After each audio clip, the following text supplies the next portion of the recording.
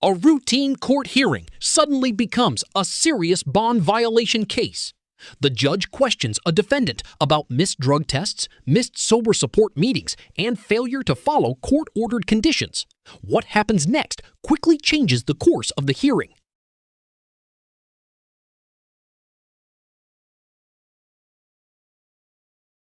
All right, so the first thing we have is the affidavit to surrender surety.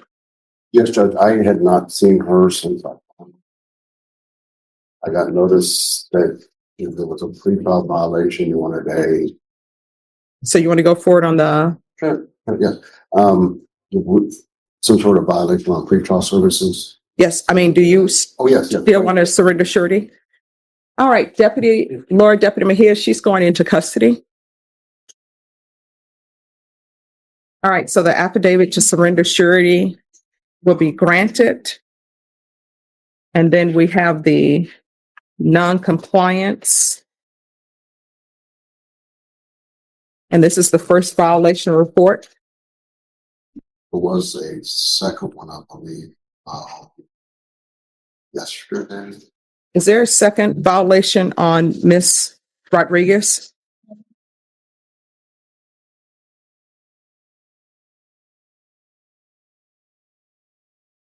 All right, so what I can tell you on your violation report, the violation report is that you have not done your testing, your drug testing, or done your sober support meeting. So obviously you want to be in custody. Is that correct? No, ma'am. Have you contacted your attorney?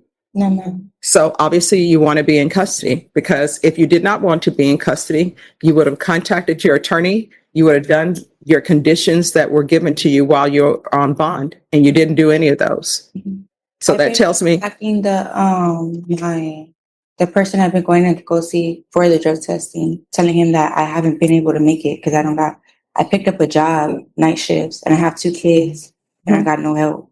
Mhm. So I've been telling him, like, whenever I've been able to, if you're drug tested today, it's going to be dirty, right? yes, ma'am. All right. So obviously you've found time to use drugs during your busy schedule, but you can't find time to report to pretrial services. And based upon your drug use, you should not have custody of children, because when people are using drugs, they are not good parents. You can't be a good parent and use drugs. So there you are. So you're going into custody today. Court records show the defendant failed to comply with multiple bond requirements. When asked about the missed appointments, she explains that work schedules, childcare responsibilities, and transportation problems made it difficult to attend. And Judge, I just see one violation report filed on first. And that's my mistake.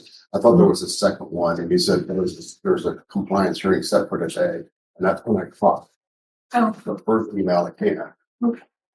All right. So Norma, Yes, ma'am. reset. And are you going to stay as her attorney or no? I'll do a motion. I'll be next week. Judge. All right. If you want to go ahead and go on orally on the record. And do an oral run. All right.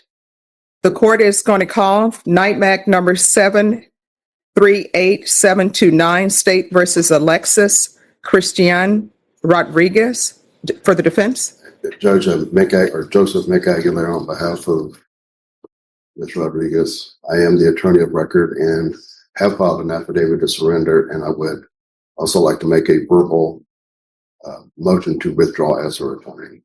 All right. Then no communication, no follow-up in any employment agreement. All right. As previously stated, the court is granting your affidavit to surrender surety, and the court will grant the motion withdraw. And I think once you've done the affidavit to surrender surety, there is sort of a conflict. Exactly. All right. That will be granted. Your excuse. Thank you, Judge. Thank you. I do have one more back. All right. Are you able to afford an attorney? Not at this moment, no. All right. Ms. Ferguson, see if she can be interviewed for a court-appointed attorney. Yes, ma'am. I'll send it to Mac. All right. And then Norma, let's recall this for the week of July 21st. Yes, ma'am.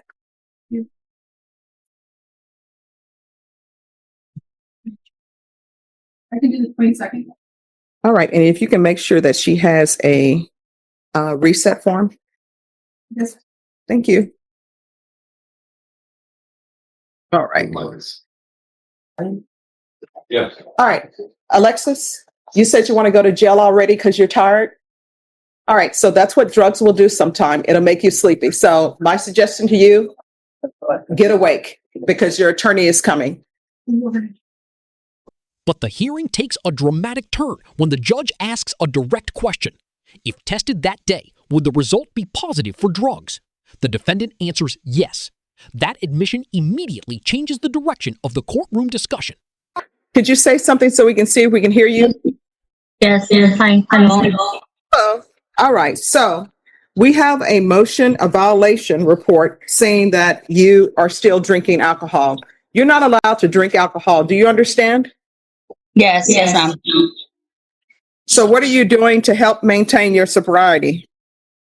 I don't drink. It's just I don't drink, and I know it's wrong. No, I cannot hear you. You need to stay still, stop moving around, because when you move around, we can't hear you. So what are you doing to maintain your sobriety? Well, I'm just not gonna drink because I usually don't drink. It was just my sister's birthday, so it was a family function, and I won't drink no more. And I don't drink. It was just No, you do drink. And let me just tell you why I know you drink.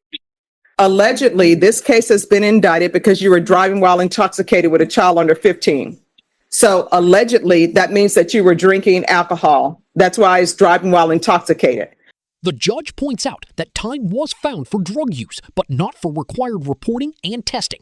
Moments later, the court orders the defendant into custody while discussing concerns about compliance and public safety. You're on bond for driving while intoxicated with a child under 15, which you think would be a wake-up call for you not to drink alcohol, and you're still using excuses to drink. So what I'm telling you is you are not allowed to drink while you are on bond. Now, what I can do is I can issue a warrant for your arrest, and if you drink, it'll be you making alcohol at the Bexar County Jail, which my understanding you can do with orange pills after you let it mold. So that will be the only way that you'll be getting your alcohol. Is that true? You understand? So I'm going to follow through on the recommendation from the state. You're going to continue with ignition interlock. You are going to take the alcohol awareness course, and you're going to do 30 sober meetings in 30 days. If you violate that, a motion is going to be sent to me. It's going to be another violation report. You're going to be required to appear in court and answer for it. Do you understand? yes, ma'am. All right. Is there anything else? No, Your Honor. All right. So, Ms. Ferguson, on this case, recall it back for... The situation becomes even more serious when the defendant's attorney files a motion to withdraw from the case. The court grants the request and begins the process of determining whether a court-appointed attorney will be needed moving forward. They had on the 30th, it was going to be a blood discovery. We're still waiting on the blood evidence. Judge. All right, Norma, if you'll recall this back for the fourth week in July, please. The 21st. All right, so you're going to be back here on July 21st. Judge, I'm on vacation that week. I'll be Okay. back the following week. All right, let me see. Just 1 second. Oh, where are you going? Are you just going to be a staycation? No, I'm taking the kids to Florida, the wife and kids to Florida. Oh, that's going to be awesome. So you want to do it the week of the 28th? Or you want to do it the week of the 14th, Of August. July? I'll get back like August 1st, Judge. All right, so do you want to do it the week of July 14th? Is that good or no? No, we're going a long time. Oh, okay. All right, Norma, Yes, ma'am. set this for the week of August 1st. I'm sorry, August 4th. I can do the 4th. All right, you're going to be back on August 4th. And state that's the final discovery. So the blood discovery needs to be given to him. And if some reason they don't have the blood discovery, then they need to be here to explain why they don't have it. Later in the hearing, another defendant faces allegations of violating bond conditions by consuming alcohol while awaiting trial. The judge issues a stern warning and makes it clear that future violations could result in arrest and additional consequences. Now the cases move forward under even stricter court supervision.